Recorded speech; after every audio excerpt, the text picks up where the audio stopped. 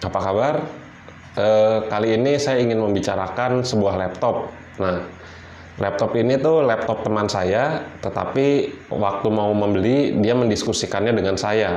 Nah, jadi teman saya itu mencari laptop untuk keperluan, terutamanya untuk keperluan office, untuk mendukung dia bekerja. Nah, yang digunakan itu dalam kerjanya tentu saja Office Suite dan aplikasi-aplikasi yang ada di web.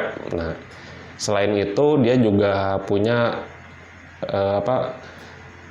content creation, tapi dalam skalanya itu proyek-proyek personal gitu ya. Jadi dia membutuhkan sebuah laptop juga yang bisa content creation, mengedit video, mengedit foto untuk tingkat personal. Nah, dia juga suka main game, cuman main gamenya ini terbatas game-game kasual. Nah, setelah kita berdiskusi, terutama dalam hal ini yang kita diskusikan adalah speknya yang kita harap bisa memenuhi kebutuhannya, juga form factor gitu ya. Nah, itu akhirnya pilihan jatuh ke ini laptopnya, Yoga Slim 7 dari Lenovo. Nah, Yoga Slim 7 dari Lenovo ini pilihan jatuh ke Yoga Slim 7 itu karena pertama ketersediaan di pasar. Nah, jadi ketika kita udah cari-cari, kita lihat stoknya di toko online maupun offline, nggak ada gitu barangnya. Nah, Yoga Slim 7 dari Lenovo ini yang versi dengan prosesor AMD Ryzen ya, itu ada gitu loh, walaupun sulit juga nyarinya. Nah, itu akhirnya pilihan jatuh ke situ. Dan pertimbangan yang kedua, teman saya ini memang untuk keyboard laptop dia punya kecenderungan untuk memilih brand Lenovo gitu, katanya enak gitu atau lebih sudah biasa gitu. Nah, Yoga Slim 7 ini laptop klasik ya. Nah, maksudnya laptop klasik itu dia bukan yang biasa disebut 2-in-1 atau hybrid gitu yang bisa digunakan sebagai tablet gitu ya. Jadi nanti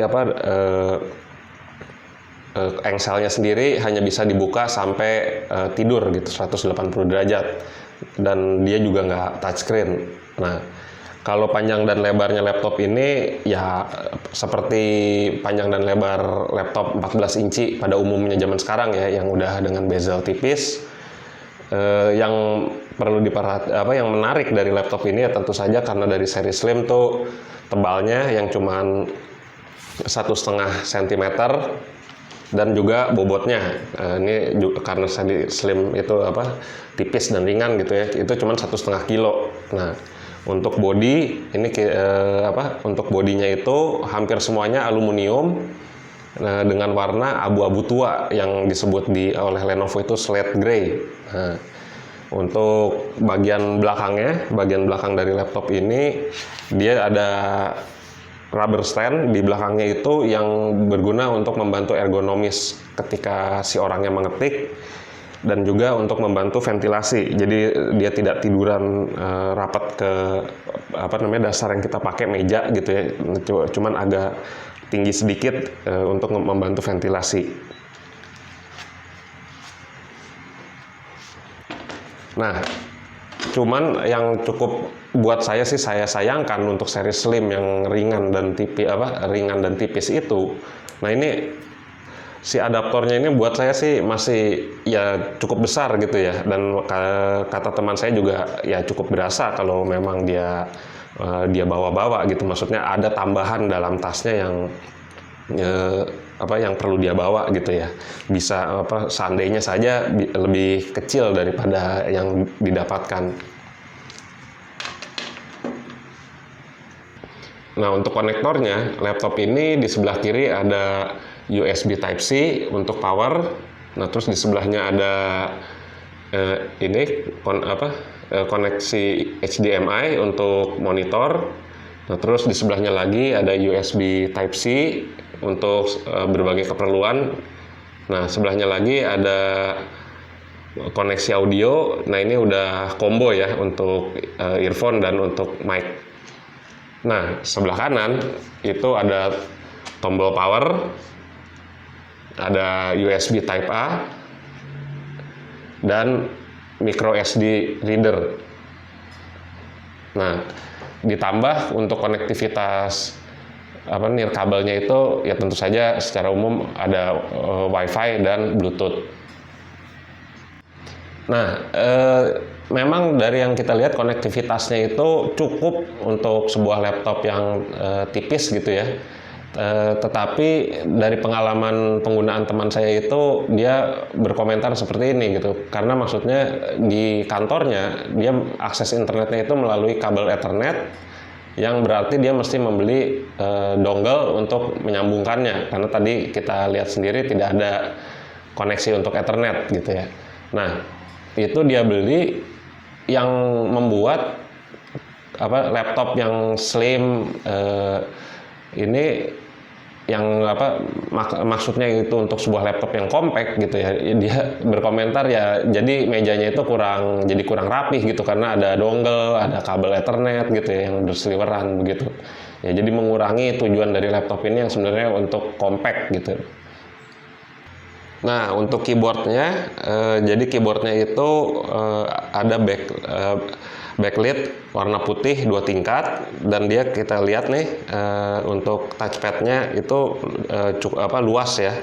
Nah, dari pengalaman teman saya itu untuk keyboardnya itu dia bilang dia suka, cuman ada 2 catatan yang dia kurang suka gitu. Yang pertama itu walaupun digunakannya enak, dia bilang itu terlalu waktu dipencetnya itu nggak kurang dalam gitu loh. Jadi ya ini bisa dimaklumi karena ini adalah laptop tipis ya, dari seri laptop tipis. Dan yang kedua itu page up dan page down-nya yang dibagi 2 nih modelnya, jadi bukan satu tombol sendiri gitu ya, tapi ukurannya itu yang dibagi 2. Nah, itu dia juga dia belum terbiasa dan mengatakan itu membuat dia kurang nyaman gitu ya. Nah, untuk touchpadnya sendiri dia nggak ada keluhan, dia bilang ya oke aja, akurat, dan juga dia menggunakan mouse gitu ya, dia jarang menggunakan touchpad. Nah, ini kita lihat layarnya 14 inci ya, dengan Full HD. Nah, terus panelnya itu IPS dengan sRGB-nya diklaim hampir 100%, dan kecerahannya itu 300 nits. Nah, untuk kalau kita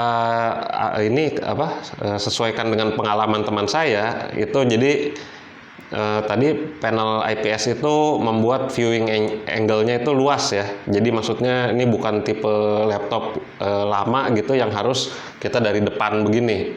Jadi maksudnya dari sudut sini, dari sudut sebelah sana, dari atas itu juga masih bisa dilihat dengan warna yang nggak berubah gitu ya. Nah terus resolusi Full HD itu membuat tampilan-tampilan itu mau teks, gambar atau video itu tampil dengan jelas, karena maksudnya kerapatan pixelnya itu baik gitu ya. Jadi itu membuat gambar-gambar itu tampil dengan jelas. Jadi maksudnya teks-teks juga nggak usah dibesarkan, juga bisa terlihat dengan jelas. Nah, brightness-nya itu oke, dan juga maksudnya kecuali ada beberapa kasus yang ekstrim, dia jadi bisa digunakan di luar ruangan. Nah, ada satu hal yang kurang ideal itu adalah dia ini ada lapisan kacanya. Walaupun bisa dimengerti ini adalah lapisan kaca pelindung, tapi ini membuat finishingnya itu dia jadi tipenya glossy. Nah, kalau glossy itu dia bisa merefleksikan bayangan-bayangan yang ada di sekitarnya. Nah, ini jadi kurang ideal apalagi kalau untuk digunakan di luar ruangan. Nah, di atas layarnya itu ada kamera yang dilengkapi dengan infrared. Nah, itu teman saya dari pengalaman teman saya itu dia nggak ada keluhan gitu ya, maksudnya untuk kebutuhannya yang video conference untuk zaman sekarang tuh orang bisa Zoom meeting gitu, itu bagus, dia bilang oke, jadi nggak ada keluhan. Nah, untuk audionya itu kita lihat ada speakernya itu di sebelah kiri dan kanan keyboard. Tipenya front firing ya gitu, atau menghadap ke atas gitu, dengan sertifikasi Dolby Atmos. Nah, ini menurut saya suara yang dihasilkan itu bagus, tentunya untuk speaker laptop ya bagus, dan oke gitu ya. Nah, kita masuk ke dalamnya ya. Jadi laptop itu menggunakan prosesor Ryzen 7 4800U itunya serinya, yang memiliki 8 core dan 16 thread. Nah, prosesor itu dilengkapi oleh memori sebanyak 16 GB. Nah, memorinya itu dengan konfigurasi dual channel tapi di solder ya. Jadi udah disolder di boardnya. Nah, berarti untuk performance-nya, artinya dengan menggunakan Ryzen seri 7 atau seri atas itu, laptop ini ya dengan perhitungan bisa awet lah gitu. Untuk beberapa tahun teman saya itu nggak perlu upgrade laptop lagi setidaknya 2 tahun ke depan gitu ya, masih bisa menjalankan software sampai 2 tahun ke depan tuh, bahkan lebih gitu ya. Nah, untuk ke saat ini berarti teman saya itu juga bisa multitasking dengan lancar, membuka beberapa aplikasi sekaligus, berpindah-pindah satu aplikasi ke aplikasi lainnya dengan itu lancar gitu ya. Juga dan ini sesuai dengan kebiasaan dia gitu ya, membuka browser dengan banyak tab gitu ya. Jadi maksudnya tab-tab yang terbukanya banyak juga, yaitu bisa dilakukan dengan lancar. Nah, untuk yang kebutuhan dia yang lain lagi, untuk content creation, nah ini juga prosesor itu sudah cukup ya, apalagi content creation-nya itu untuk skala personal sudah cukup. Apalagi tadi layarnya seperti kita sudah bahas itu menggunakan bisa menghasilkan sRGB hampir 100%. Jadi keakuratan warnanya bagus, dan prosesor yang digunakan itu kelas tinggi yang tentu saja melancarkan untuk mengedit foto dan video. Nah, yang menjadi kendala untuk content creation palingan adalah bahwa prosesor yang digunakan ini dari kelas yang wattnya rendah. Itu tentu saja ya masuk akal karena laptop ini laptop tipis. Untuk menjaga prosesornya itu tidak terlalu panas, digunakan yang seri dari wattnya rendah atau seri U itu di belakang seri prosesornya. Tapi untuk content creation personal bukan profesional, itu saya rasa sudah cukup. Nah, untuk grafisnya dia menggunakan solusi integrated AMD Radeon Graphics gitu ya, yang memiliki 8 core. Nah, jadi ya ini bagaimanapun adalah integrated graphic. Solusi integrated graphic itu tentu di bawah discrete gitu ya, atau solusi grafik yang terpisah. Tapi biasanya solusi dari AMD ini dianggap lebih baik daripada solusi-solusi integrated lainnya. Nah, kalau untuk kegunaan realnya itu kita bisa mengatakan bahwa laptop ini untuk game-game kasual itu bisa dimainkannya dengan lancar. Game-game e-sports atau maksudnya game-game online multiplayer itu juga lancar gitu ya. Asal ya komprominya tentu saja detailnya low dan menurunkan resolusinya gitu ya. Nah, untuk game-game AAA, nah game-game AAA asal jangan yang terbaru dan tentu saja juga menurunkan resolusinya, misalnya jadi 720p gitu ya, dan dengan detailnya diturunkan ke low, itu masih bisa memainkan game-game AAA asal jangan yang terbaru gitu ya. Nah, tapi kita ingat tadi bahwa teman saya itu memainkan game-gamenya sampai game-game kasual saja gitu, dan itu ya tentu saja masih lancar dan sesuai dengan kebutuhannya. Nah, untuk storage-nya, laptop ini tuh menggunakan SSD 1 tera. Nah, dengan penggunaan SSD ya tentu saja tadi ya juga mendukung prosesornya yang memang dari kelas atas dan juga memorinya yang sudah cukup gitu untuk saat ini 16 GB. Dengan storage tipe SSD itu membuat keseluruhan penggunaan laptop ini menjadi lancar. Jadi dalam sehari-hari berganti-ganti aplikasi, membuka menutup aplikasi itu semuanya lancar, tidak seperti menggunakan hard disk konvensional. Nah, untuk size-nya yang 1 tera itu berarti teman saya itu punya keluasan storage yang cukup untuk menaruh file-file yang dia gunakan setidaknya beberapa waktu ke depan, nggak perlu misalnya berkompromi dengan mendelete file-file atau apa, masih cukup. Juga maksudnya file-file besar seperti video untuk konsumsi atau content creation-nya gitu. Jadi itu sudah cukup untuk beberapa waktu ke depan.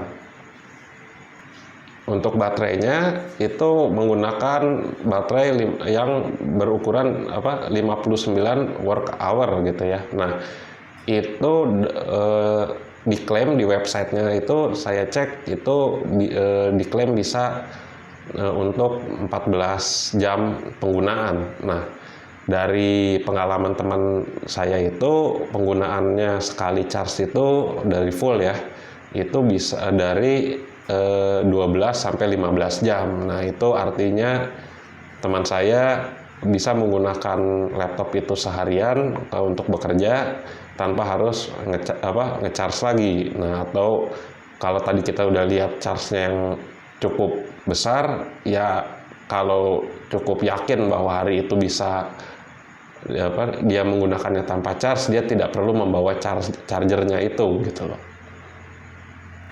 Nah, untuk solusi pendinginannya, laptop ini menggunakan 2 kipas yang kita lihat dibantu oleh grill gitu ya, yang terbuka untuk membantu mendinginkan dalamnya. Juga seperti tadi ketika dibuka juga ini ada rubber feet-nya yang membuatnya tidak datar di meja yang kita gunakan gitu ya. Jadi maksudnya ini untuk solusi pendinginan ini baik untuk mendinginkan prosesor 8 core yang digunakannya. Oke. Jadi teman saya itu mengatakan bahwa dia puas dengan pembeliannya.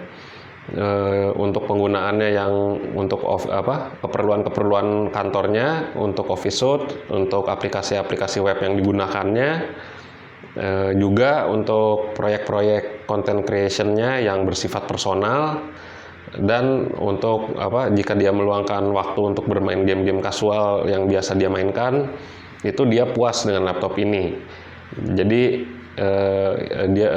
laptop ini dapat memenuhi kebutuhannya. Nah, untuk yang main gamenya lebih serius, yang suka bermain game-game AAA, Yoga Slim 7 juga mempunyai versi yang menggunakan discrete graphics. Saya rasa itu lebih cocok jika Anda itu memainkan gamenya lebih dari game-game casual atau e-sports gitu ya. Anda suka memainkan game-game AAA, mungkin Anda lebih baik memilih Yoga Slim 7 dengan solusi discrete graphics. Itu saja kali ini. Terima kasih.